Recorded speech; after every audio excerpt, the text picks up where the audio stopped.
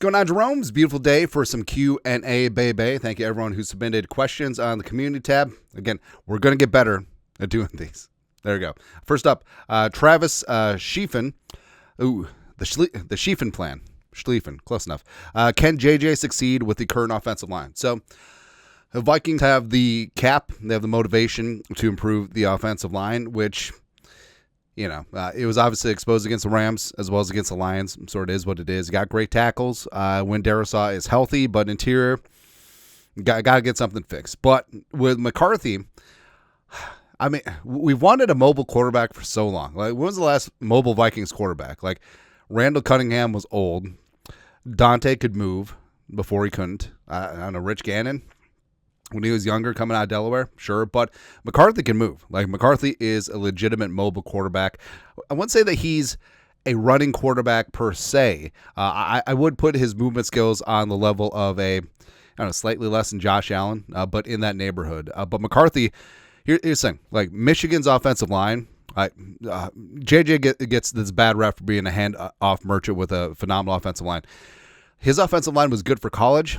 NFL, TBD. Now, 3 out of the 5 starters did get drafted. Ladarius Henderson, Trevor Keegan, as well as Zach Zinter. But there's going to be you're not going to say that Drake Nugent or Carson Barnhart like they're going to be legitimate regular starters. And also Zinter, we got action this year. Maybe not so much. But McCarthy did elevate a great college team as well as a good college offensive line, but he didn't have perfect protection all the time. And McCarthy had a 111.8 quarterback rating when under pressure his last year at Michigan when they won the Natty, as well as a 108.2 quarterback rating when blitz, which is good. So McCarthy is adept at handling heat, as well as he's able to keep his eyes downfield and still be able to operate the passing game. So that's what's going to be huge about McCarthy. So not only the quick decision making, but also his mobility is going to be plus. And I think that the Vikings are going to improve the offensive line in free agency and the draft, and also McCarthy is going to make the offensive line better. So it's going to be a great part and parcel there. Next, Traveler, OG Jerome. I have to wonder, can Sam Darnold reach anywhere near the heights of his performance last year without similar talent and coaching, or will he regress to pre-Vikings performance? It's a fair question. I think that's going to factor into his free agent market as well, because I think teams obviously have belief, but I think that they're realists about what's going on. And also they saw what Darnold did the last 2 games, and we didn't have perfect protection. Overall, Darnold this season, like he got decent protection and was able to get the ball out, and his ADOT was great going deep. But also he had Jefferson, he had Addison, eventually he had Hockenson, so he had weapons all over the place. Now, do the Raiders and their whatever offensive line, or did the Giants and their super whatever offensive line are just like, hey, plug and play Darnold and he'll have the same success, or will the entire season and his tenure with the team, if they don't improve the offensive line, just look like the Rams game? I think that's something that's baked in, but I think to a degree Darnold understands this as well. But as we pointed out before, this is not like a Daniel Jones situation. Like, Darnold has not gotten the big-time contract, the life-changing money like Daniel Jones did. All right, so Jones can afford to be a little bit more picky since he's already got that money in the bank. Darnold, the iron will never be hotter. So I don't fault him at all for trying to vacuum up every single penny. But if he does that and the team doesn't have the infrastructure of the coaching, like, he's going to have to shoulder that load. And will he be able to do that? Or will it be like we saw in the rest of his career, like with the Jets and the Panthers, where bad supporting cast, bad coaching, and he was just whatever? Guess we'll see. Next. R-Free, another OG Jerome. Will KOC's biggest strength also turn out to be a weakness? He is probably one of the best player coaches in the league, but will him falling in love with the person affect his ability to judge the player?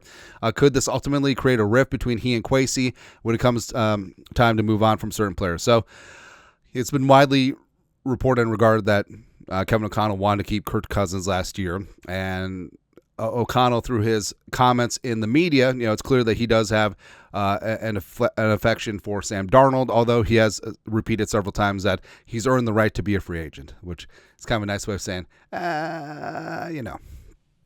So, it's clear that Kevin O'Connell does care about his players, and I think that he's like the anti-Belichick. Belichick drafted him, and he saw how Belichick operated things, but also you saw how Rex Ryan, did things. Right? Rex Ryan was the ultimate players coach, man. But I feel like O'Connell, he connects with his players on a personal level, but I feel like Kwesi does balance things out because Kwesi,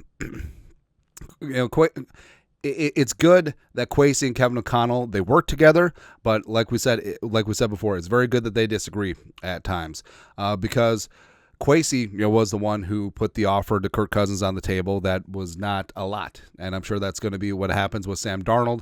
Obviously, both will get more in free agency, and the decision will be made by itself. But at least the Vikings can say that they tried. I think Kwesi, watching the purse strings, while Kevin O'Connell and also to a degree Brian Flores, works on or has suggestions for the rooster, but Kwesi has the final say. I think that's good, right? And I don't think it'll be a negative because I think that just because your coach greatly enjoys you and you connect, I mean, it doesn't mean that it's going to be you're going to have a job forever. The business is still the business. I think everyone realizes that. Next, rainy day. What are the odds we trade Hockenson and draft Loveland? Hawk is getting old, and maybe he isn't the same after those injuries. I'd love to keep him around, but the business is the business. I think that Hockenson will be back here at least for 2025, and then his contract does get pretty edible, whether it's a trade or a release situation. And even though the Vikings don't have a ton of draft picks, we just did a mock draft where the Vikings were able to get Loveland in the first, where I think that he will be drafted in the top 20 in all likelihood. I think that it's going to be close between him and Ty Warren as the top tight end in this class. But, I mean, it is a situation where the Vikings – maybe they could, take a tight end later in the draft. Also, the fact that Josh Oliver could be a cap casualty as well certainly factors in. But, a guy like Harold Fanning Jr. from Bowling Green, a guy like Lashley from Iowa, I think that there's a possibility that the Vikings could partake from tight end in a little bit of a surprise position of need if they are indeed estate planning for Hockenson, as well as TBD what happens with Johnny Munt's a free agent, as well as what happens with Josh Oliver and his contract. But I mean, Loveland would be great because Loveland is legitimately JJ McCarthy's BFF, right? And having a reliable safety blanket weapon underneath when you got Jefferson Addison outside, baby, we definitely would have a stew going. Lastly, Kong Chang Vang. What do you think about signing JK Dobbins? He did well for the Chargers, and I feel like we can get him for cheap, hopefully a 2 or 3 year deal averaging $3 million per year or with or without incentives. Thoughts? So, last year's free agent running back class was prodigious with Saquon and Derrick Henry and Josh Jacobs. This year, it's not so much, right? But Dobbins proved that he can still get it. Right, so 905 rushing yards, 9 touchdowns.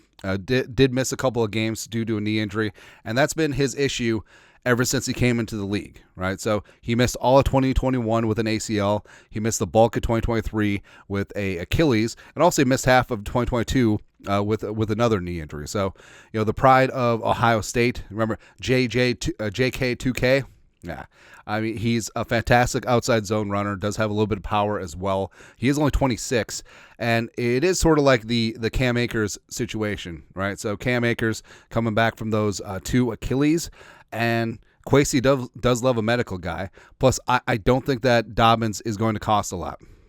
I think that he'll be relatively cheap, but the Vikings will have to be able to protect themselves, and hopefully he gets some puck luck when it comes to health because Dobbins is a legitimate talent when he's healthy. So it could be worth a flyer. I'm not going to overpay that situation. And is it a spot where you bring back Aaron Jones on the cheap? You have a medical flyer on JK Dobbins, and then you hammer a running back or 2 in the draft and UDFA. I think that could be a recipe because, again, Dobbins is – his skill set is perfect for the outside zone, and also I think that he will bring some to the locker room, but he's got to stay healthy, so we'll see there. Anyways, that's it. Q&A this beautiful day. You guys are the best. You know what to do. Skol, production value.